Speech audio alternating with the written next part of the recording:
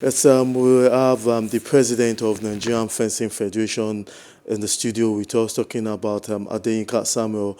He is one man that has contributed personal resources and every other resources to enable us talk about fencing because, it has to take someone that love the sport fencing for it to really go rampant. So it's good to have Adeyinka Samuel in the house. Thank you for having me. Let's start from yesterday or some days ago where we had the World Fencing Day.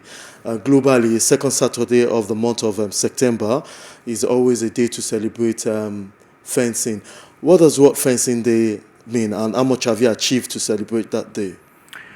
World Fencing Day is a day that celebrates fencers all over the world that have put some level of effort into developing and creating awareness of the sport. Basically, it's just about celebrating all the fencers and everyone involved in the sport. So yeah, that's it. Okay. Now, for us to get to a stage, if I say like 4 or 5 years ago, probably nobody would have noticed that there was a World Fencing Day, or probably more than that. But you've put so much, and your federation, you've put so much to enable even people like us to talk about fencing. Because if there are not people like you who has put resources, probably no sport journalists will be talking about fencing in Nigeria in the first place. I need to tell you that other sport like that. Secondly is archery.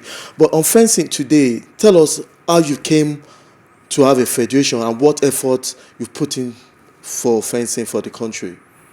The federation was actually established many years ago, and I was fortunate enough to have represented Nigeria as an athlete under the federation, and I went to two Commonwealth championships, represented Nigeria, gone to the World Championships, and I've done all the major internationals apart from the Olympics, and that was more so to do with certain things that were out of our control, not so much me as an athlete.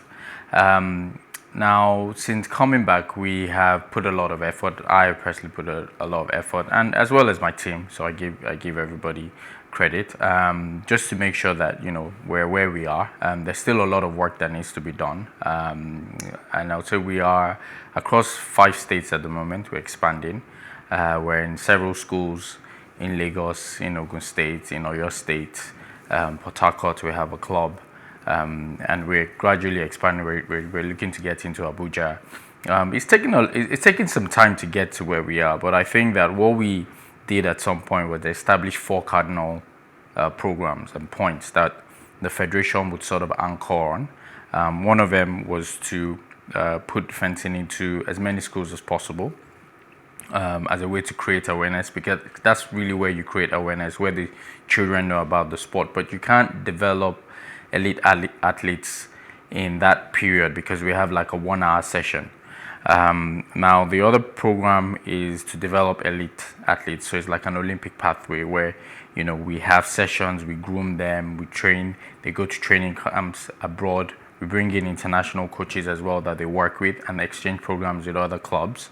One of the other cardinal points, is to establish a state-of-the-art academy, which we've started the process of that. We got a place in Lekki, and it's about 250 square meters. It's a start, and we have about 7 pieces in there where people can come and train. Literally, it's open strictly for fencing, 6 days a week. And then we also have the fourth one is to get to a point where we are hosting international tournaments every year, which is what we've just achieved recently. In 2018, we hosted the African Championships. 2022, we hosted the same African Championships. It was successful. And 2018 was actually the largest African Championships that had been held since inception.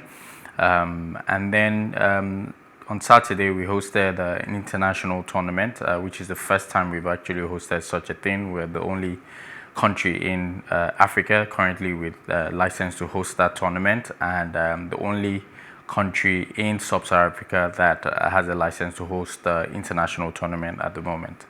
Yeah, well said, and I'm sure viewers there will definitely be having that interest in fencing with what they've been saying. But definitely there have to be challenges, the orders. What are the challenges that have put chess backward in all your effort to take it forward. So what do you think are the major challenges you faced along the line to get to this stage? I think I would. It's number one on my list would be infrastructure.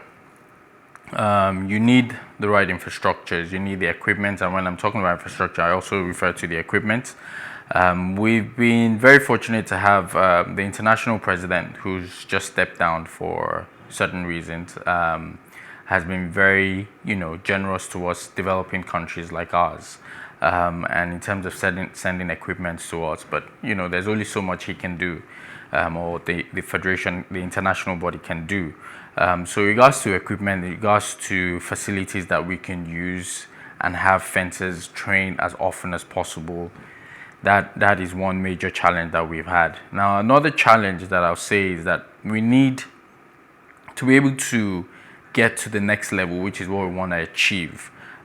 Is we need to bring in an international coach for a period of time, 3 years, 4 years, to take us from where we are to the next level, and have a group of dedicated coaches to understudy him so that there can be the knowledge transfer. We've had instances in the last 9 years where we sent almost 15 coaches abroad to train for periods as long as 1 year, and come back and try and pass that knowledge. But it hasn't been as impactful as we would want it to be. And the next phase really for us now is to be able to bring in a top coach who we've identified, and we're working to try and bring in somebody as soon as possible to come 3-4 years, work with us, have a proper program where you can also do a knowledge transfer, and then we're able to pass on the knowledge onto our coaches, and they can take it from there and regularly update them. That's another thing. And then, of course, the finance is always a key part of it, because we have to travel to be able to have a good world ranking. You need to be able to do competitions regularly. I mean, when I used to fence, I would do at least two competitions a month. I'll travel for 2 competitions a month. So it takes a lot of resources, but that's what's required. Now, how satisfied, 2 questions in one before we round up for the show. How satisfied with all the efforts the Federation has put to where you are right now, and what does the future hold for fencing in this country? I'll say we're pleased with the progress we've made. I wouldn't say we're satisfied, because we want a lot more, and the standards that we hold ourselves are pretty high, and who we are looking to compete with in the next 3, 4, 5 years, I have very high standards. So we always want more. I demand more. The team demands more, and I think that even as individuals, we should always demand more from ourselves, regardless of where you're from. So we are always eager and looking forward to develop ourselves in that area, and how quickly we can go.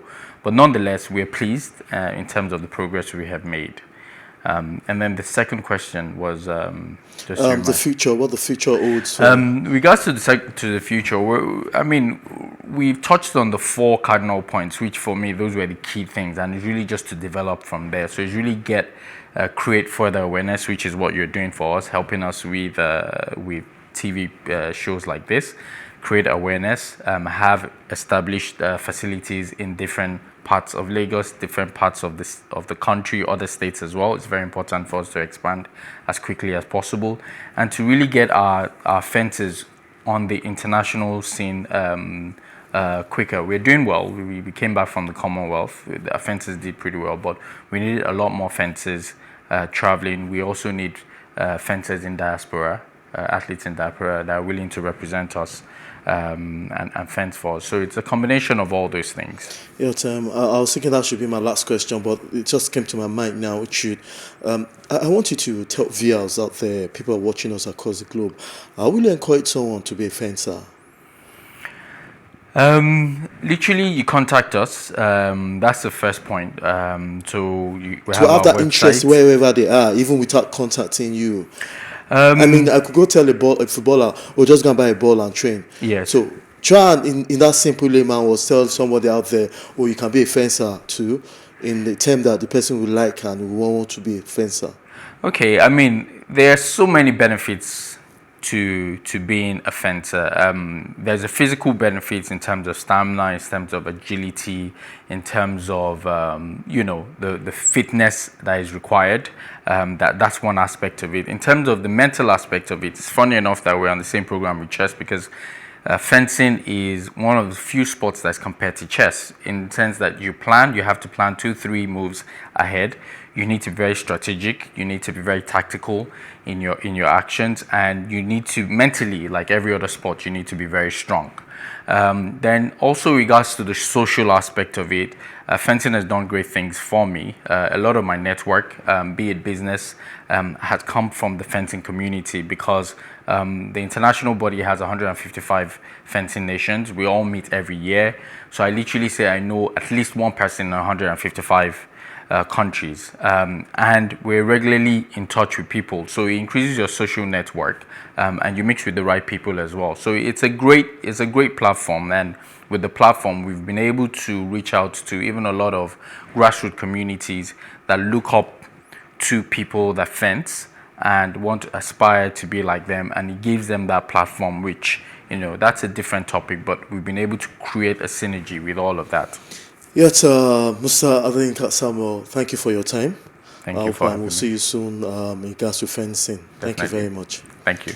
That's Mr. Adeyinka Samuel. He is the president of Nigerian Fencing Federation. He has done so well for fencing, and I'm going to say that again, that because of his effort, that's why we and some others can talk about fencing in this country. And that's all we could take on today's program. Same time tomorrow, we'll be giving you all what you need to know in the world of sport. I'm Mudashiru Shitu. Bye for now.